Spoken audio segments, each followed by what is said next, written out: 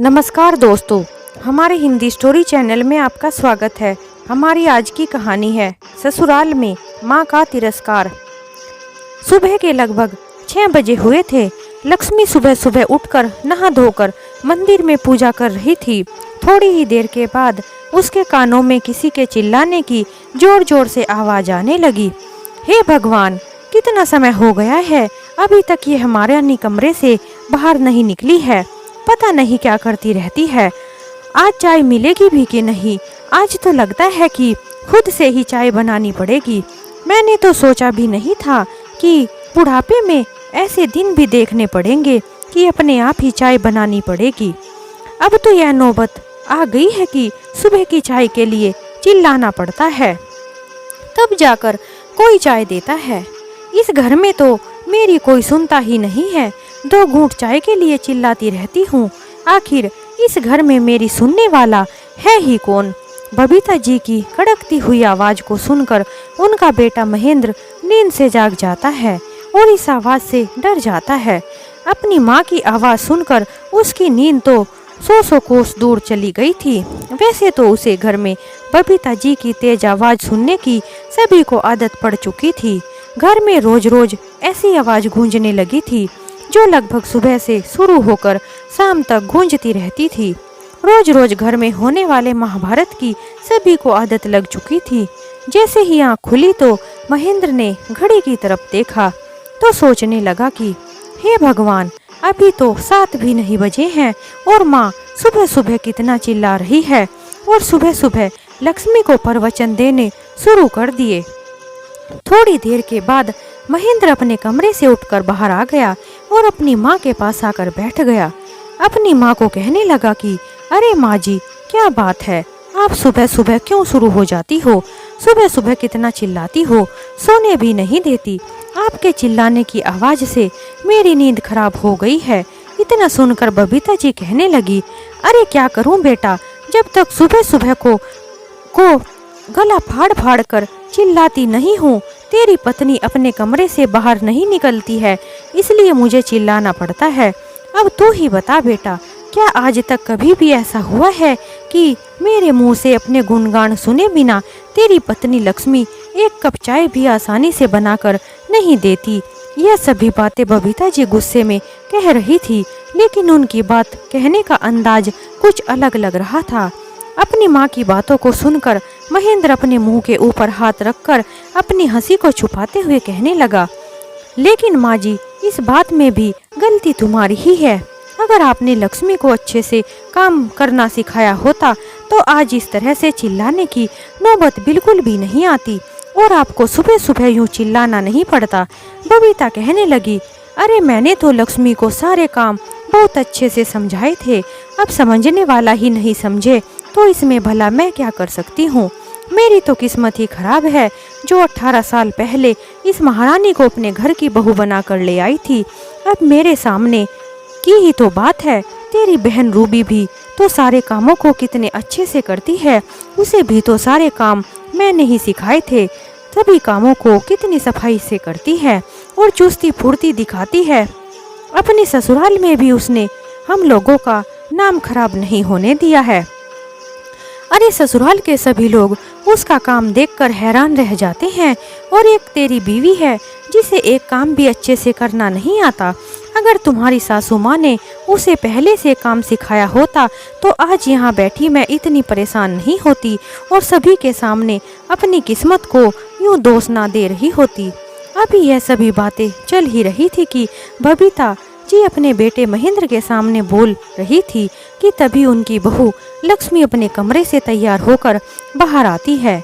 लक्ष्मी ने अपनी सासू माँ की सारी बातें सुन ली थी, लेकिन फिर भी उसने बबीता जी को कोई जवाब नहीं दिया था और बिना कुछ कहे अपने मुंह को बनाकर रसोई घर में चली गई थी। महेंद्र कहने लगा, लो आ गई आपकी बहू रानी, फिर मत कहिएगा कि मेरी पत्नी कोई भी काम नहीं करती है। महेंद्र अपनी माँ के साथ मजाक करते हुए कहा। अपने बेटे की बातों को सुनकर बबीता जी कहने लगी, अरे चुप करके बैठे रहो, मुझे पता है तू तो एकदम जोरू का गुलाम है। तुझे तो हर बात में अपनी पत्नी ही सही लगती है। आया कहीं का जोरू का गुलाम। अरे मुझे तो देख, जब मेरी शादी हुई थी मेरे साथ ससुर तो मुझे 1 गज के घूंघट करवाया करते थे। तेरी दादी मुझसे हर काम करवाया करती थी। मैं उनकी हर एक बात को मानती थी। यही सभी संस्कार मैंने अपनी बेटी रूबी को भी दिए हैं। लेकिन यहाँ तो बात ही अलग है। घूंघट करना तो दूर की बात है, आजकल की बहुएं तो सर पे पल्लू रख लें, यह भी उनसे नहीं होता।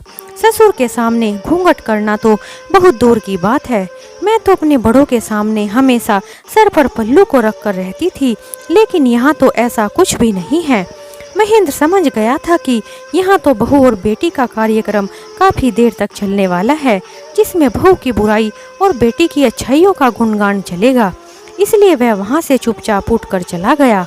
आज उसे ऑफिस जल्दी जाना था, इसलिए तैयार होकर जल्दी से आ गया। फिर जूते वगैरह पहनकर अपनी पत्नी लक्ष्मी को कहने लगा कि अरे लक्ष्मी, नाश्ता तैयार हुआ कि नहीं? महेंद्र की आवाज़ सुनकर लक्ष्मी बोली, बस 2 मिनट में अभी लाती हूँ। मोहन बोला, इतनी देर से आखिर रसोई घर में तुम क्या कर रही हो? जल्दी से नाश्ता दो, कितनी देर हो गई है? मुझे तो आज जल्दी जाना है, जल्दी से नाश्ता लगा दो। लक्ष्मी काफी देर से अपनी सासू माँ की कड़वी बातों से पहले ही नाराज थी और अपना आपा खो चुकी थी। अब तो लक्ष्मी को जितना गुस्सा आ रहा था, सारा का सारा गुस्सा अपने पति पर निकालने का मौका मिल गया था। लक्ष्मी कहने लगी, अपनी सास को चिढ़ाते हुए पति से बोली, रसोई घर में तो आपने मेरे लिए बिस्तर लगा कर रखा है, जहां मैं आराम से पूरा दिन लेटी रहती हूँ और मौज उड़ाती रहती हूँ। मैं तो ठहरी निपट निठल्ली, मुझे कौन सा कुछ करना आता है? खाना बनाना भी नहीं आता। बनाना तो बहुत दूर की बात है, मुझे तो यह भी नहीं पता कि आखिर खाना बनता कैसे है।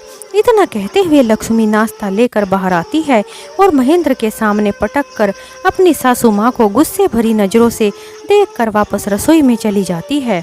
वैसे तो अधिकतर घरों में सास और बहू की बातों में बेटा बीच में फंस जाता है, लेकिन यहाँ ऐसा बिल्कुल भी नहीं था। महेंद्र को तो इन बातों से कोई फर्क ही नहीं पड़ता था। वह दोनों की बातों को अनसुना कर दिया करता था, क्योंकि महेंद्र जानता था कि उसकी माँ और पत्नी दोनों ही दिल की बुरी बिल्कुल भी नहीं है। एक पल में झगड़ा करती हैं और अगले ही पल एक दूसरे के साथ ऐसी बन जाती हैं जैसे इनके बीच कुछ हुआ ही नहीं था। यह सभी बातें सोचकर महेंद्र इन सब बातों से दूर ही रहता था। महेंद्र और लक्ष्मी का भी एक छोटा सा परिवार था। महेंद्र और लक्ष्मी का एक बेटा और एक बेटी भी थे। लक्ष्मी ने ससुराल आने के बाद अपनी हर एक जिम्मेदारी को बड़े ही अच्छे तरीके से निभाया था, लेकिन फिर भी बबीता जी अपनी बहू के कामों में खामियां ढूंढती रहती थी। अपनी बहू के कामों में गलतियां निकालना बबीता जी की आदत बन गई थी। बहू की छोटी से छोटी गलती को भी नजरअंदाज नहीं करती थी और बस सुनाने का बहाना ढूंढती रहती थी और एक पुरानी सासू की तरह उस पर बरस पड़ती थी। बबीता जी को अपनी बेटी की तारीफ करने का ज्यादा ही शौक था। बबीता जी हर समय लक्ष्मी के सामने अपनी बेटी की बातों को बोल बोल कर बढ़ावा देती रहती थी और बहू बेटी की तुलना करती रहती थी, लेकिन लक्ष्मी अपनी सासू माँ की बातों का अधिकतर नजरअंदाज कर दिया करती थी। लेकिन जब लक्ष्मी की सहन शक्ति जवाब दे जाती तो वह सारा गुस्सा अपने पति पर ही निकाल देती थी और महेंद्र उसकी सारी बातों को चुपचाप से सुन लेता था। आस पड़ोस के सभी लोग बबीता जी की इज्जत किया करते थे। आस पड़ोस के सभी लोगों ने बबीता को बबीता काकी के नाम से जानते थे और उनका आदर सम्मान किया करते थे। आस पड़ोस में अगर कोई शादी या ब्याह होता या किसी भी तरह का कोई शुभ काम होता तो बबीता जी से सलाह जरूर लिया करते थे। आज तो सभी लोगों से बबीता जी के बहुत अच्छे संबंध थे, लेकिन पता नहीं बहू के मामले में उनकी जबान कुछ ज्यादा ही कड़वी थी और अक्सर फिसल जाती थी। महेंद्र थोड़ी देर में नाश्ता करके अपने ऑफिस चला गया था। उसके जाने के थोड़ी देर बाद ही फोन की घंटी बजी। जैसे ही बबीता जी ने फोन उठाया तो दूसरी तरफ से आवाज आई, हेलो माँ, कैसी हो? मैं रूबी बोल रही हूँ। बबीता जी बोली, हाँ बेटी रूबी, कैसी हो तुम? मैं तो अभी अभी तुम्हें ही याद कर रही थी। तुम्हारे घर में सब ठीक तो है ना? दामाद जी और बच्चे कैसे हैं? हाँ माँ, सब कोई ठीक है। मैंने तो आज आपको इसलिए फ़ोन किया है, आपको एक खुशखबरी देनी थी। अरे माँ, आपको पता है आपके नाती हेमंत का रिश्ता पक्का हो गया है।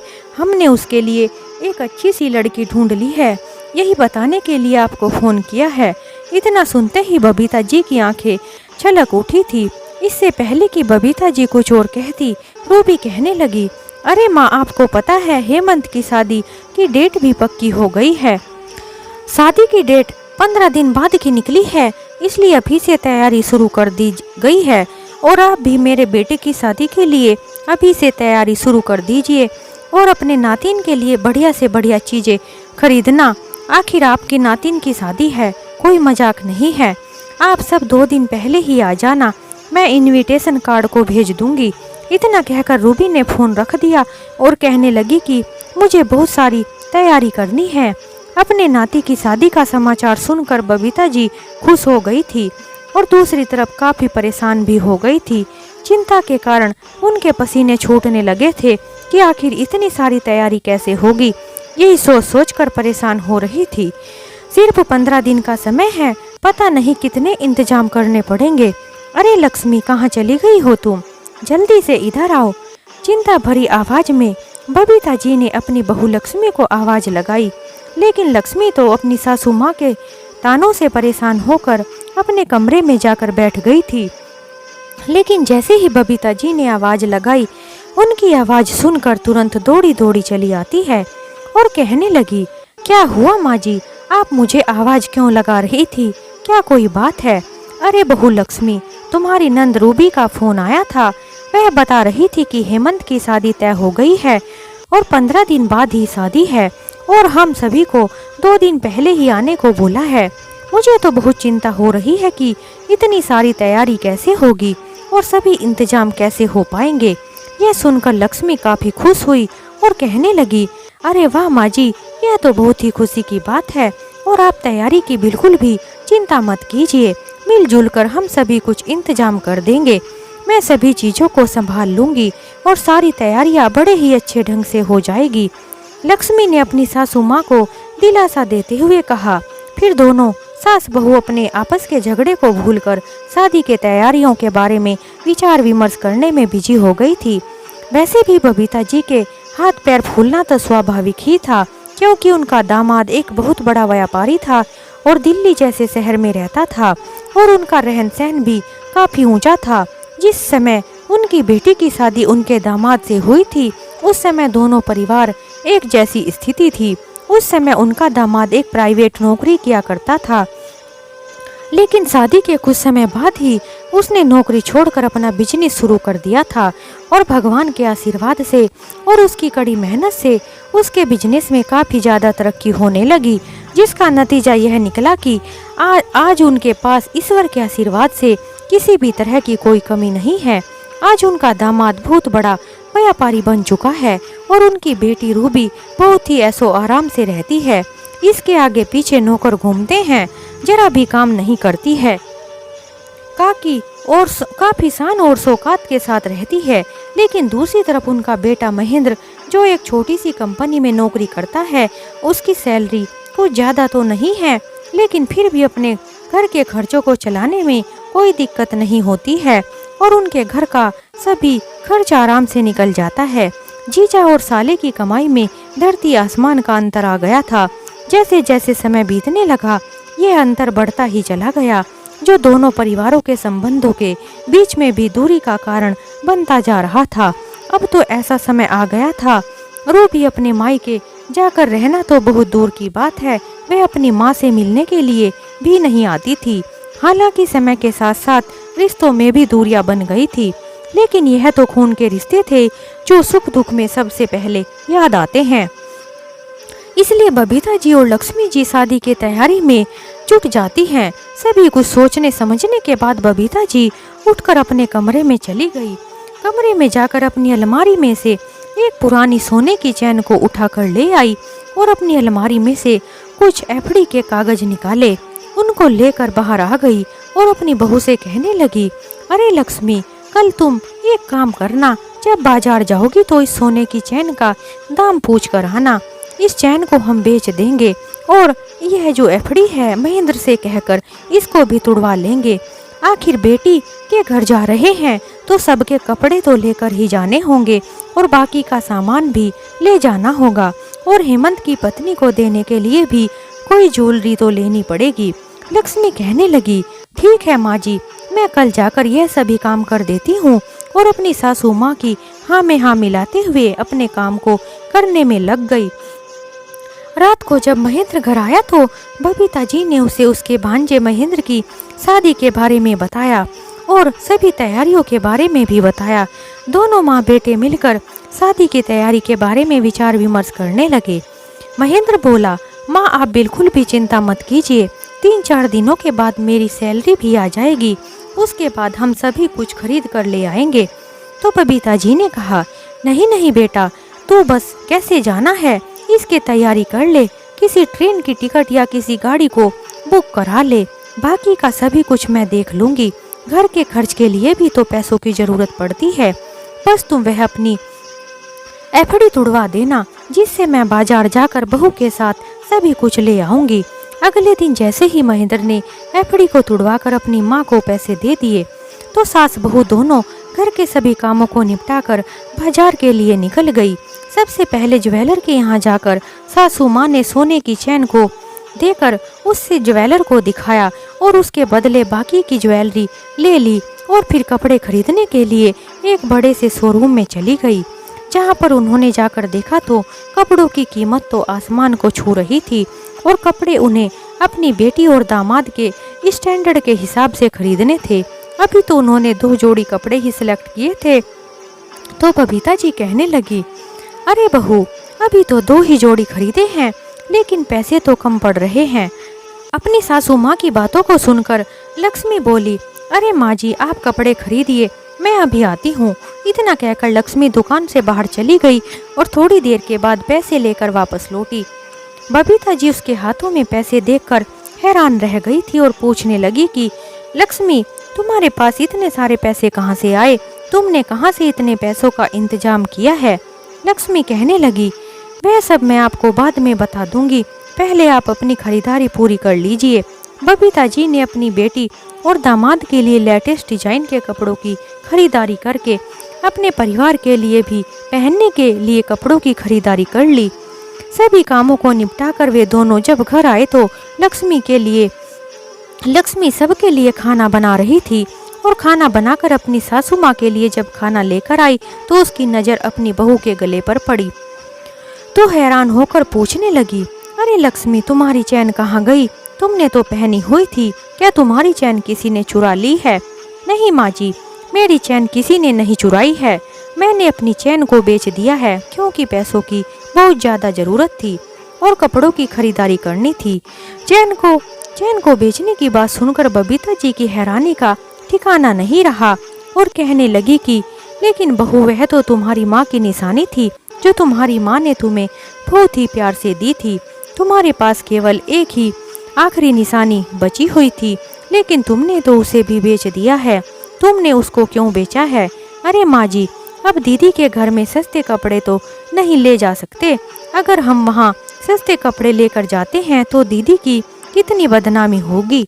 आखिर परिवार की इज्जत का ख्याल रखकर ही मैंने ऐसा किया है। चैन तो मैं फिर भी बनवा लूंगी। ऐसा कहकर लक्ष्मी रसोई में चली गई। विवाह समारोह में जाने की सभी तैयारी को सास बहू ने मिलकर पूरा कर लिया था। बबीता जी ने अपनी बेटी को फोन करके अपने आने की खबर भी दे दी थी, और शादी से 2 दिन पहले ही वह सभी लोग अपनी बेटी के घर जाने के लिए रवाना हो गए थे। जैसे ही वह सभी लोग दिल्ली पहुंचे तो उनके दामाद जी पहले से ही वहां गाड़ी लेकर खड़े हुए थे। बबीता जी ने देखा, इस उम्र में भी उनका दामाद सूट बूट पहने हुए था। उसने काला चश्मा लगा रखा था और किसी फिल्म के हीरो से कम नहीं लग रहा था। जैसे ही बबीता जी उसके पास पहुंची तो उसने आगे बढ़कर अपनी सासू माँ के पैरों को छुआ।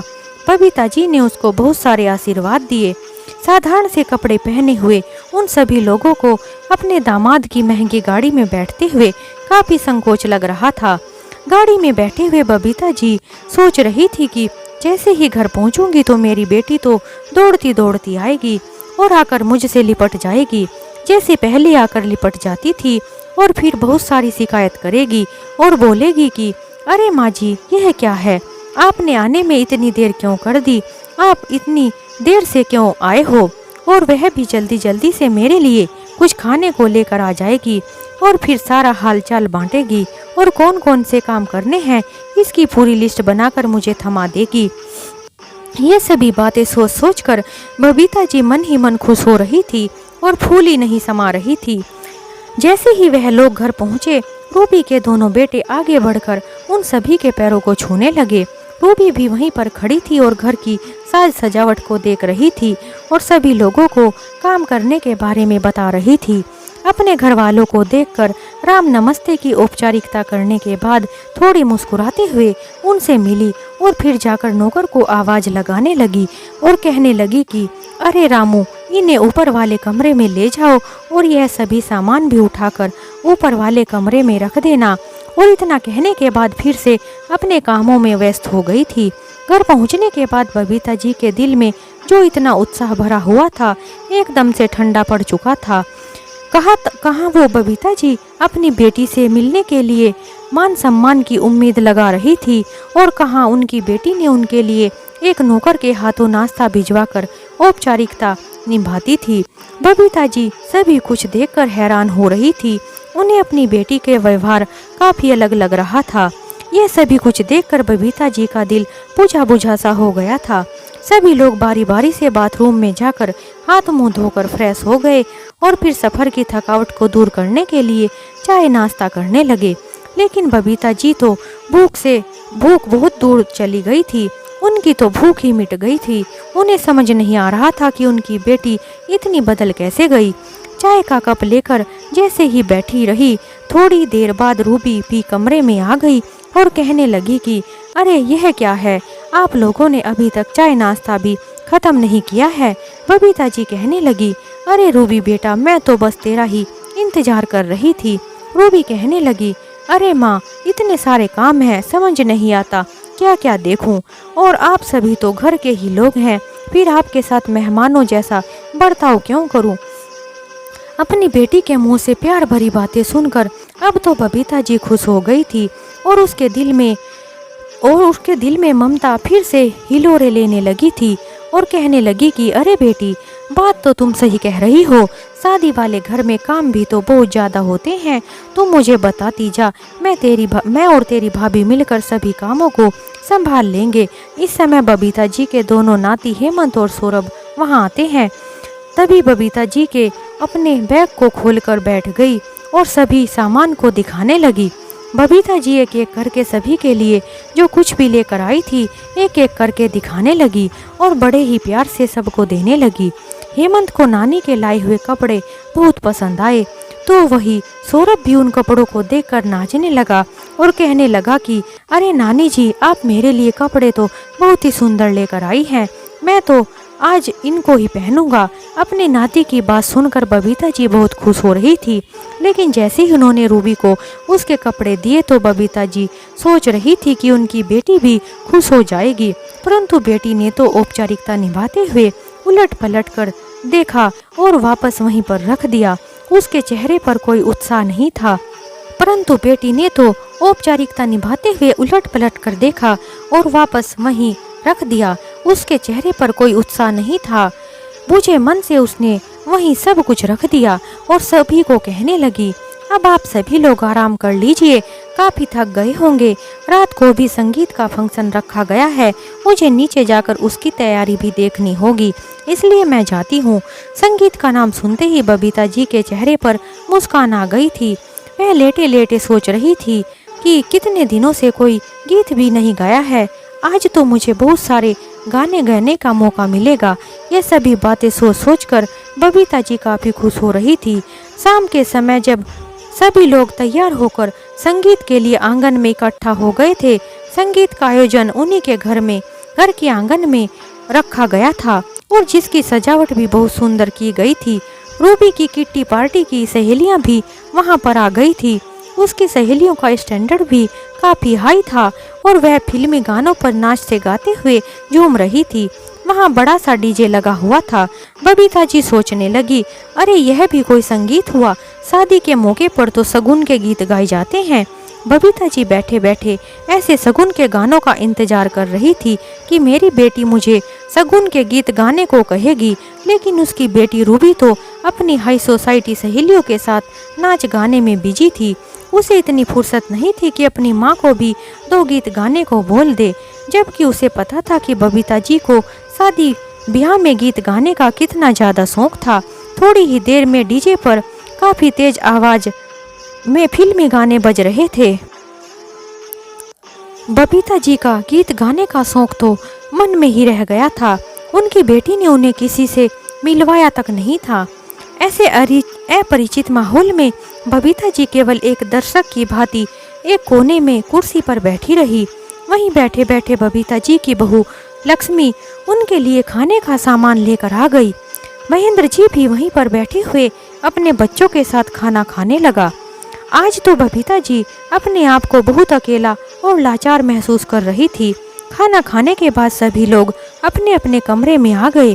सभी मेहमानों के चले जाने के बाद वह भी अपने हाथों में कुछ सामान लिए अपने कमरे में आई और अपनी भाभी को कहने लगी, अरे भाभी, मैं तो मेहमानों में इतनी व्यस्त हो गई थी कि आप लोगों के पास आने का समय ही नहीं मिला।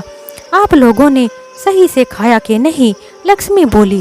अरे दीदी, आप हमारी बिल्कुल भी चिंता मत कीजिए, हम सभी ने अच्छे से खाना खा लिया है और हम सब लोग कोई मेहमान थोड़े ही हैं जो आपको हमें बार बार कहना पड़ेगा। अपनी बहू का यह जवाब सुनकर बबीता जी बहुत खुश हुई, काफ़ी प्रभावित भी हुई। अच्छा माँ जी, आपके नाती की शादी की खुशी में मैं भी आप सभी के लिए कुछ तोहफे लेकर आई हूँ। ऐसा कहते हुए रूबी ने सबके हाथों में एक एक पैकेट को पकड़ा दिया। यह देखकर बबीता जी और लक्ष्मी हैरान हो गई थी और रूबी कहने लगी, अरे माँ जी, शगुन के तौर पर मेरी ओर से भी तो आप सभी के लिए कुछ ना कुछ मिलना चाहिए, इसलिए मैं आप सभी के लिए कुछ लेकर आई हूँ और मैं चाहती हूँ कि आप सभी लोग कल को यही कपड़े पहने। फिर बबीता जी कहने लगी, ठीक है बेटी, अगर तू चाहती है कि हम सब यही पहने तो फिर हम सब कल यही कपड़े पहनेंगे। इतना कहकर रूबी वहाँ से चली गई। थोड़ी देर के बाद सभी लोग सो गए थे, लेकिन बबीता जी की आंखों की नींद उड़ गई थी। शायद नई जगह होने के कारण उन्हें नींद नहीं आ रही थी। थोड़ी देर हवा खाने के लिए और ताजी हवा के लिए बबीता जी ने सोचा कि बाहर निकल जाऊं। टहलने के इरादे से बबीता जी छत पर चली गई और वहां जाकर टहलने लगी।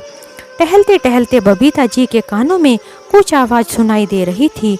आवाज़ उनके कमरे के साथ में बने कमरे से आ रही थी। रूबी का बेटा हेमंत रूबी को कह रहा था, अरे मम्मी, आप शाम के समय कहाँ चली गई थी? मुझे आपसे बहुत ज़रूरी काम था। मैंने आपको कहाँ कहाँ नहीं ढूंढा, लेकिन आप पता नहीं कहाँ गायब हो गई थी।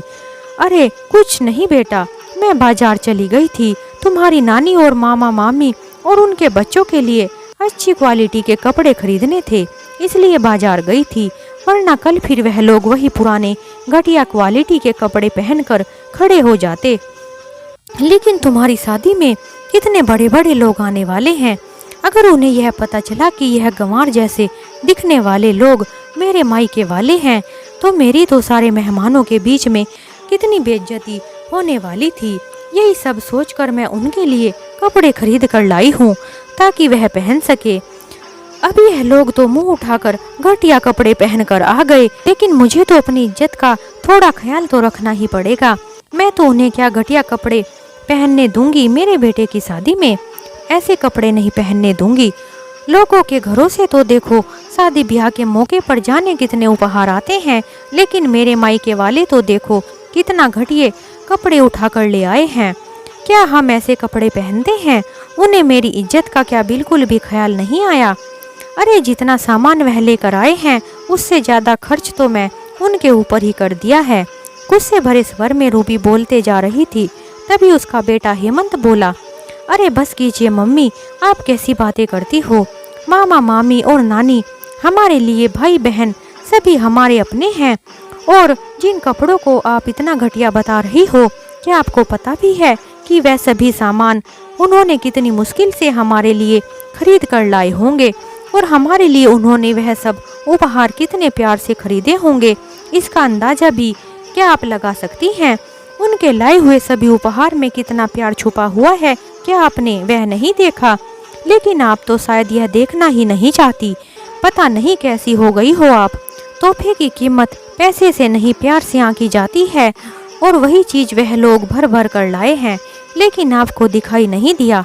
उन सभी की बातें सुनकर बबीता जी तो सुन पड़ गई थी। उन्हें ऐसा महसूस हो रहा था जैसे अचानक से किसी ने उन पर तीर चला दिया हो और उनके कलेजे को छलनी कर दिया हो। अपने बेटी की प्रति अंधे प्रेम और ममता में वह भूल ही बैठी थी कि उसका स्टैंडर्ड उनसे कहीं ज़्यादा ऊंचा है, इतना ऊंचा कि खून के रिश्ते से भी बहुत ऊंचा निकल गया है और खून के रिश्ते भी छोटे पड़ गए हैं। ममता की छाँव में वह पली बड़ी थी और जिनकी उंगली पकड़कर चलना सीखी थी, आज ऊंचाई पर पहुंचते ही वही उस माँ उसे गंवार और पागल लग रही है। आज एक माँ का वादा इतना कम पड़ गया कि अपनी माँ का परिचय करवाने में भी उसे शर्मा रही थी और उसकी शान और शौकत में कमी हो रही थी।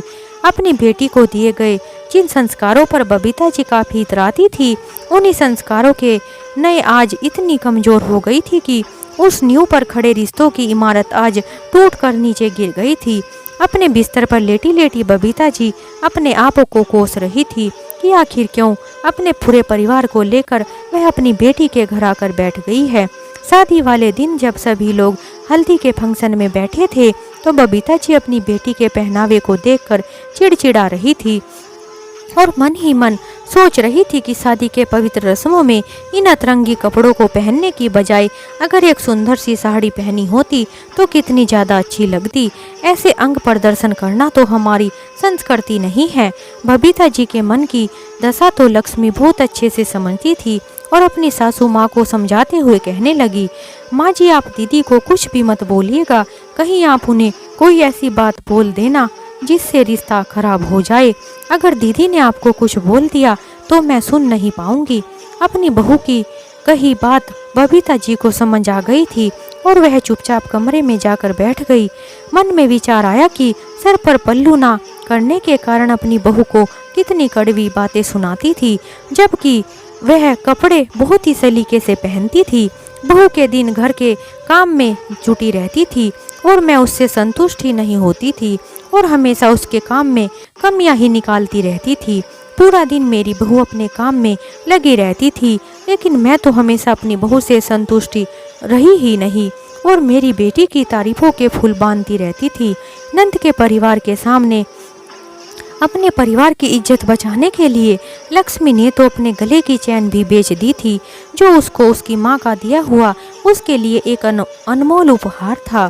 मेरी बेटी के घर आने के बाद भी मेरी बहू मेरा कितना ख्याल रख रही है, मेरी हर सुख सुविधा का ख्याल रख रही है। आज पहली बार ऐसा हुआ था कि बबीता जी को अपनी बहू में अच्छाई नजर आ रही थी और सोचने लगी कि मैं कितनी भाग्यशाली हूँ जो मुझे ऐसी बहू मिली है, वरना आजकल की बहू तो अगले दिन ही अपना चूल्हा अलग करके बैठ जाती हैं, जबकि मेरी बहू आज तक मेरी सभी कड़वी बातों को सुनकर भी अनसुना कर देती थी और मेरी सेवा में लगी रहती थी। मेरी बहू ने मुझे हमेशा प्यार और मान सम्मान दिया है, फिर भी न जाने क्यों मैं बेटी पर ही सारा प्यार लुटाती रही।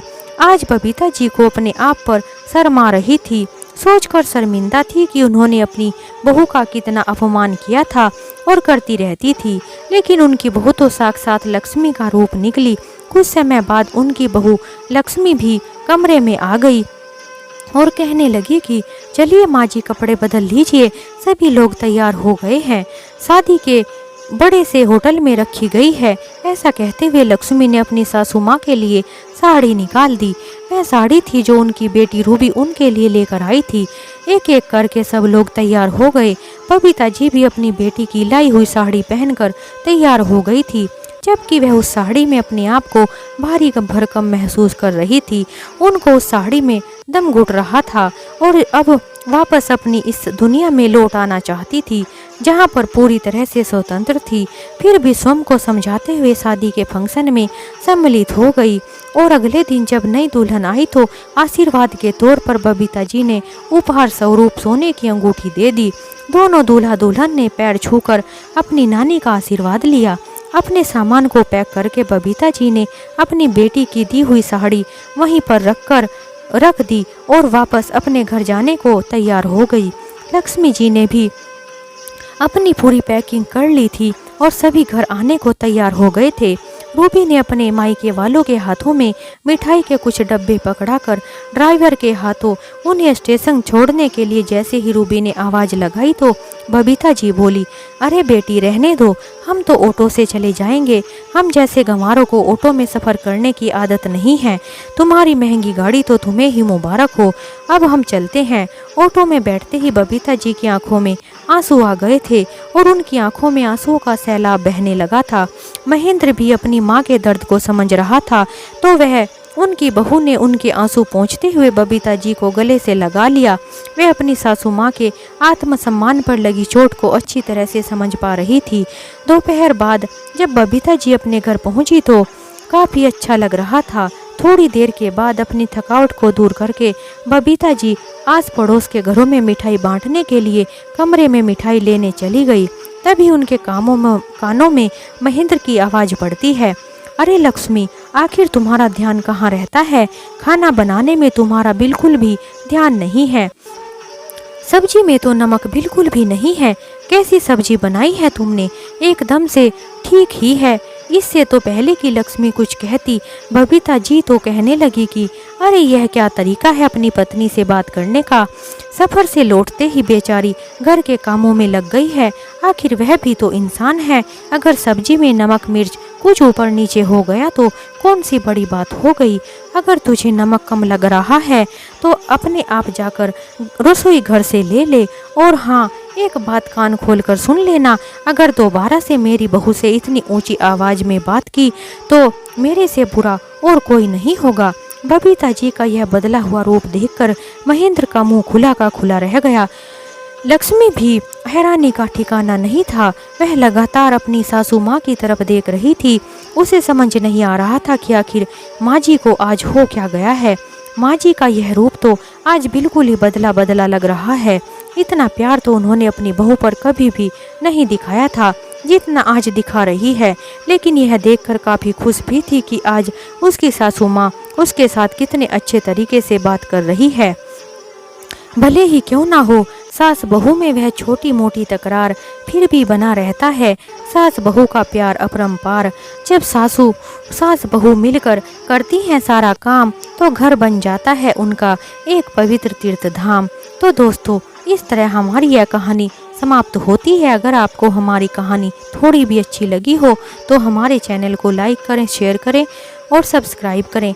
हमारी यह कहानी सुनने के लिए आप सभी का बहुत बहुत धन्यवाद। एक नई कहानी के साथ हम आपसे फिर मिलते हैं और हमें बताना ना भूलें कि आपको हमारी कहानी कैसी लगी।